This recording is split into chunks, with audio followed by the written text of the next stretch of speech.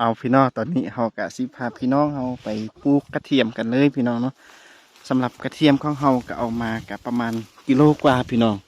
พอเราก็ได้ใจได้แกะออกมาเป็นที่เรียบร้อยกันแล้วเนาะพี่น้องนี่ทางนั้นก็สำหรับบอนปลูกของเราพี่น้องกะบ่หลายเนาะเราก็ปลูกประมาณกิโลกว่าเนาะเมื่อกี้เขาก็ได้ปลูกบอนหนึงแล้วแต่ว่าเขาก็เนาะกกเขาบอนที่ว่าเขาตัดเรียบร้อยแล้วเนาะเหลือแต่ตอแต่กกมันเขาก็สิเอาหัวกระเทียมพวกนี้เนาะไปเสียบใส่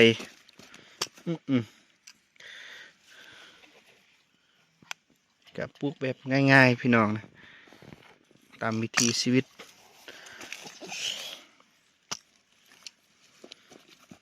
ก็สิสืบต่อปลูกเรื่อยๆพี่น้องเนาะคันว่าเนี่ยมันยังบ่พอเนาะเขาก็สิได้ทาง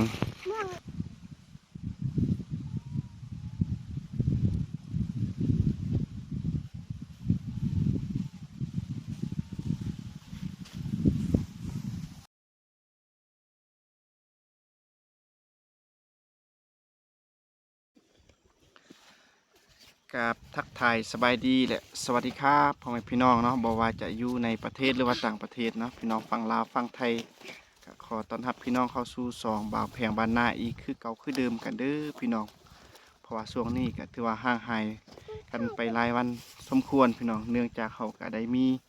เวียกเนาะเวียกภารกิจที่ว่าจำเป็นหลายสิ่งหลายอย่างก็เลยบ่ทันได้ถ่ายคลิปให้พี่น้องเฮาได้เบิ่งมื้อนี้เนาะก็มีโอกาสก็เลยได้พาพี่น้องเฮามาพบมาพอกันอีกคือเก่าคือเดิมพี่น้องเนาะกะสิพาพี่น้องเฮาไปปลูกกระเทียมพี่น้องเนาะทำกลางบรรยากาศที่ว่าฟ้าบดพี่น้องอะไรกันมีฝนฝอยอยู่พี่น้องช่วงนี้อากาศก็เริ่มหนาวแล้วพี่น้องเนาะอยู่บ้านเฮากะอากาศก็เริ่มหนาวแล้วพี่น้องตอนเช้ากะ18 องศาพี่น้องก็อยู่กับลูกชายแล้วก็เมียพี่น้องก็สิพากันไปปลูกกระเทียม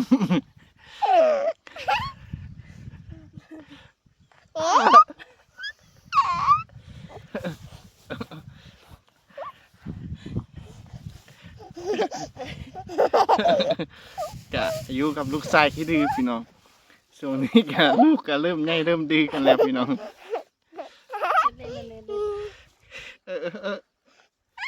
ก็สิพาพี่น้องเข้าไปเบิ่งหน้าเวียกของเขากันเลยพี่น้องเอาพี่น้องตอนนี้เขากะสิพาพี่น้องเขาไปปลูกกระเทียมกันเลยพี่น้องเนาะสำหรับกระเทียมของเขาก็เอามากับประมาณกิโลกว่าพี่น้อง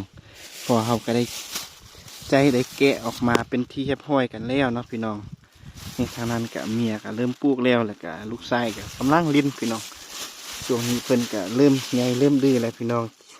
ก็สิให้พี่น้องเขาได้เบิ่งเนาะกระเทียมที่ว่าเขาสิปลูกพี่น้องกับเป็นแนวพันธุ์พื้นบ้านของเฮาค่ะนะพี่น้องแนวพันธุ์ที่ว่าเขาเอามาในท้องถิ่นของเฮาพี่น้องนี่เมียก็เริ่มปลูกเนาะสำหรับบอนปลูกก็อยู่นี่สำหรับบอนปลูกของเฮาพี่น้องกับบ่หลายเนาะเฮากับปลูกประมาณกิโลกว่าเนาะเมื่อกี้เขาก็ได้ปลูกบอนหนึงแล้วแต่ว่าเฮากับบ่ทันได้ทายให้พี่น้องเขาได้เบิ่งแล้วก็ตอนนี้เฮาก็สิสืบต่อปลูกเนาะพี่น้องเพราะว่าอย่างน้อยนึงการปลูกของเฮาก็สิได้เสียบใส่อยู่ในกกเขาพี่น้องเนาะกกเขาบอนที่ว่าเขาตัดเรียบร้อยแล้วเนาะเหลือแต่ตอแต่กกมันเขาก็สิเอาหัวกระเทียมพวกนี้เนาะไปเสียบใส่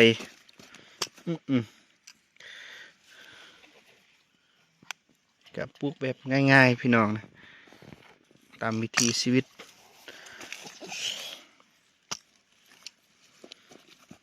ก็สิสืบต่อปลูกเรื่อยๆพี่น้องเนาะคันว่าเนี่ยมันยังบ่พอเนาะเขาก็สิได้ทางบอนปลูกต่อพี่น้องถ้ามันพอเนาะเขาก็สิโหบเอาเฟืองมาปกเนาะ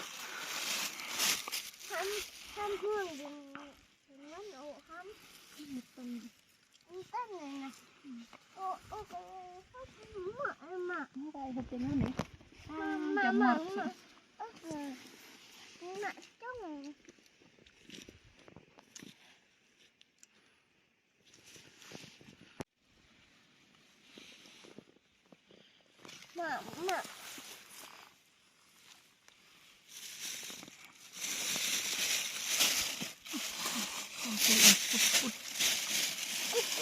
มากแก่ต้องโอ้เขาแก่มันมาต้องมันมา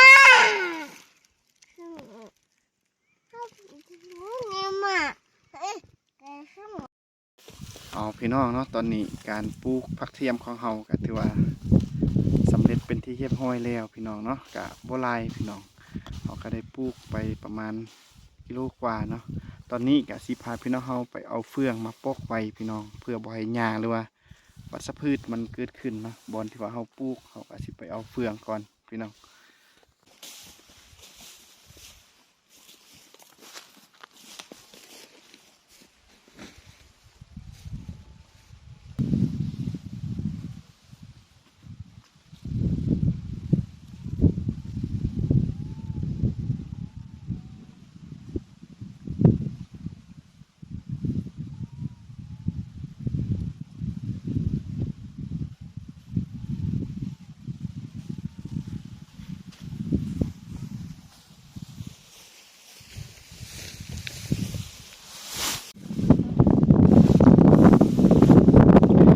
พี่น้องหลังจากที่ว่าเฮาได้เอาเฟืองมาเนาะเฮาก็สิปกคลุมบอนที่ว่าเฮาปลูกให้มันแน่นหนาเนาะเพื่อบ่ให้หญ้ามันขึ้นลายพี่น้อง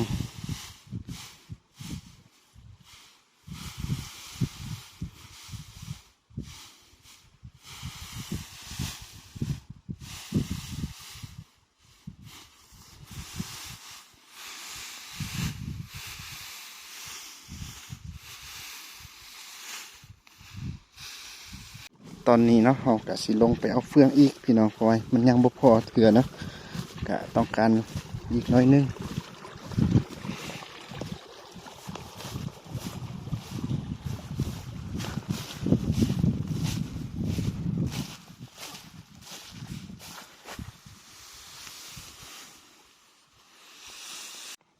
เอาพี่น้องตอนนี้เนาะการเอาเฟืองมาปกผักเทียมที่ว่าเฮาปลูกก็ถือว่าสำเร็จเป็นที่เรียบร้อยพี่น้อง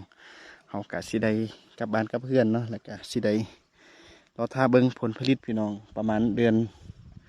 กุมภาหรือว่าเดือนมีนาเนาะเฮาก็สิได้เก็บเกี่ยวผลผลิตพี่น้องก็รอท่าเบิ่งรอรุ่นเบิ่งว่ามันสิงามบ่หรือว่าบ่งามเนาะเพราะว่าแต่ละปีเขาเจ้าก็ปลูกแถวนี้ก็ถือว่าโหโคตรงามเลยพี่น้องเพราะว่าดินแถวนี้มันอุดมสมบูรณ์ดีพี่น้องเนาะก็รอท่าเบิ่งนำกันเดือน3หรือว่าเดือนมีนาเดือนกุมภาเนาะก็รอท่าเบิ่งผลผลิตนำกันพี่น้องเอาพี่น้องเนาะตอนนี้หลังจากที่ว่าเขาปลูกผักเทียมหรือว่าปลูกกระเทียมแล้วเขากะสิพาพี่น้องเขากลับบ้านกับเพื่อนพี่น้องก็เอาลูกชายเมื่อน้ำพี่น้องกับภาพบรรยากาศฝนตกฝนฟอยฟ้าบดอยู่พี่น้องอากาศกะว่าค่อนข้างหนาว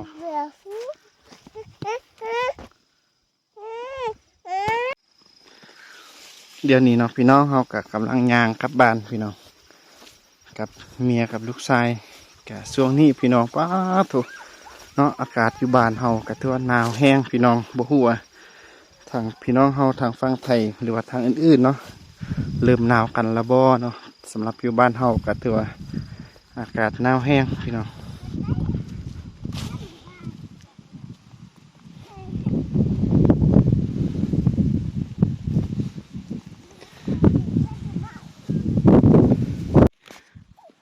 เดี๋ยวนี้พี่น้องเฮาก็ได้ย่างกับเมื่อฮอดใกล้ๆสิฮอดหมู่บ้านของเฮาพี่น้องก็สังเกตเบิ่งทางพุ่นพี่น้องก็คือเป็นบ้านพี่น้องวิวหมู่บ้านของป้าแพงพี่น้องเฮาก็สิพาพี่น้องเฮากลับบ้านกับเพื่อนเพราะว่าอากาศหนาวเฮาต้องได้รีบกลับบ้านฟิ้งไฟพี่น้องเนาะเอาพี่น้องตอนนี้เนาะหลังจากที่ว่าเฮาไปปลูกผักเทียมแล้วก็ย่างกลับบ้านก็ใกล้ๆสิฮอดหมู่บ้านของเฮาแล้วพี่น้องเฮาก็สิพาพี่น้องเฮาปิดคลิปเท่านี้ก่อนพี่น้องเนาะแล้วก็สุดท้ายพี่น้องเฮาก็สิได้ฝากซ่องอีกคือเก่าคือเดิมกันเด้อพี่น้องเพราะว่าช่วงนี้ก็ห่างหายกันก็เป็นเวลาหลายมื้อหลายวันสมควรพี่น้องก็เนื่องจากเฮามีเวียกมีงานมีภารกิจที่ว่าต้องรีบเฮ็ดรีบทำเพราะว่ายานสิบ่ทันกับฤดูกาลเก็บเกี่ยวผลผลิตของเฮาพี่น้องแต่ว่าพอดีแล้วกันเก็บเกี่ยวผลผลิตข้าวโพดพี่น้องก็ยังอยู่ นาเวียของเฮาก็ยังสิฮุดเข้าพี่น้องแล้วก็ส่วนเขาสาลีข้าวโพดอีกบ่อนหนึงพี่น้องก็บ่อนบ่หลายปานใดพี่น้องก็น่าจะใช้เวลาอยู่ประมาณ 2-3 วันในการเก็บเกี่ยวผลผลิตสาลีข้าวโพดก็น่าสิแล้วแล้วก็สิได้ฮุดเข้าอีกพี่น้องเข้าให้ก็ยังบ่ทันได้ฮุดเฮาว่าสิไปมื้อนี้แต่ว่าเนื่องจากฝนตกพี่น้อง 2-3 วันที่ผ่านมาก็มีฝนตกเฮาก็ได้จุเนาะมื้ออื่นมื้อฮื้อถ้าว่ามีแดดออกหรือว่าฝนเซาตกเขาก็สิได้ไปอีกพี่น้องไปเริ่มต้นเข้าสู่นาเวียของเฮาต่อพี่น้องแล้วก็สุดท้ายพี่น้องก็ขอฝากซองอีกคือเก่าคือเดิมกันเด้อพี่น้องเนาะบ่ว่าจะเป็นพี่น้องเนาะฝั่งลาวฝั่งไทยแล้วก็พี่น้องต่างแดนพี่น้องอยู่ไสก็แล้วแต่ถ้าได้เห็นคลิปของเฮาก็อย่าลืมกดไลค์กดแชร์กดติดตามซองของเฮาเนี่ยเด้อพี่น้องเพื่อเป็นกำลังใจให้แพงได้เฮ็ดคลิปแบบนี้ต่อๆไปพี่น้องว่า